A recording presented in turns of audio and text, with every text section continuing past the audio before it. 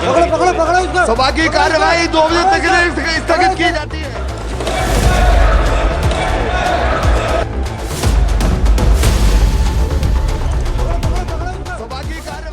जिसे देश की सबसे सुरक्षित इमारत होना चाहिए, उस संसद भवन में घुसकर 2 लोगों ने स्मोक बम छोड़ा। संसद की नई इमारत में इसी साल अगस्त से कामकाज शुरू हुआ है। तब यहाँ 1 नहीं, 2 नहीं, बल्कि 6 सुरक्षा के घेरे रखे गए। लेकिन सुरक्षा में चूक उस दिन हुई जब शहर में हाई अलर्ट था और संसद हमले की बरसी थी। जानकारी के मुताबिक 300 से अधिक सुरक्षा कर्मी संसद की सुरक्षा के लिए तैनात किए जाते हैं, लेकिन जिस दिन सुरक्षा में चूक हुई उस दिन 200 से कम थे। जिस गैलरी से आरोपी ने छलांग लगाई वो 11 फुट ऊंची है। पुराने संसद भवन से ये बहुत कम है। जब नई बिल्डिंग बनाई जा रही थी तब सुरक्षा पर एसपीजी के अलावा अन्य सुरक्षा एजेंसियों के साथ चर्चा भी हुई थी। क्लियरेंस मिलने के बाद ही इसकी ऊंचाई कम करने का फैसला लिया गया। 2 मार्शल हमेशा सादी पोशाक में दर्शक गैलरी में रहते हैं, लेकिन फिर भी 2 नौजवान संसद के वेल में कूदने में कामयाब हुए।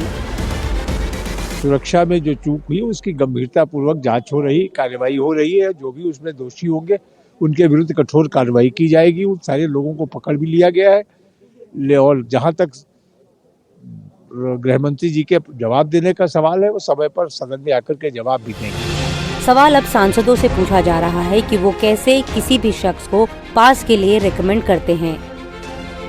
मैं समझता हूं कि भविष्य में हम सारे सांसद, चाहे वो पक्ष के हों अथवा प्रतिपक्ष के हों, सभी को सावधानी बरतने की आवश्यकता है ताकि जिनको भी हम पास देते हैं ऐसे व्यक्ति को पास न दिया जाए जो जाकर इस प्रकार की अराजक स्थिति संसद भवन के अंदर पैदा कर दे। यह हम सभी को, केवल सत्ता पक्ष ही नहीं बल्कि दूसरे पक्ष के लोगों को भी यह सावधानी बरतने की जरूरत है। और आपने तुरंत संज्ञान लेकर इस मामले का अध्यक्ष महोदय आपने जांच का आदेश दिया है और अन्य भी जो प्रिकॉशन भविष्य में लिए जा सकते हैं वह लिए जाएंगे। उधर बीजेपी के सांसद प्रताप सिम्हा का कहना है कि वो आरोपियों को नहीं जानते, बस उनमें से एक डी मनोरंजन ने उनके पीए के जरिए पास लिया था। 2001 में जब आतंकवादी हमला हुआ था तब आतंकवादी गाड़ी में बैठकर इसी गेट के जरिए संसद में दाखिल हुए थे। लेकिन इस बार जब सुरक्षा में चूक हुई है तो आरोपी अपने जूतों में स्मोक कैनिस्टर छुपाकर अंदर ले गए हैं। इसलिए माना जा रहा है कि जो सुरक्षा कवच है, ऑलरेडी एग्जिस्टिंग सुरक्षा लेयर्स हैं पार्लियामेंट के, उसमें एक और सुरक्षा लेयर जो ऐड करी जाएगी। वैसे नई बिल्डिंग में सुरक्षा के सभी उपकरण अभी नहीं लगे हैं और काम भी चल रहा है।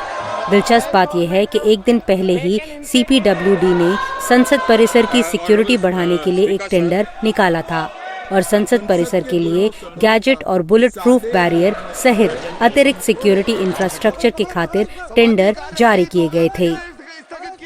इस मामले में केंद्र सरकार ने 8 लोगों को निलंबित कर दिया है।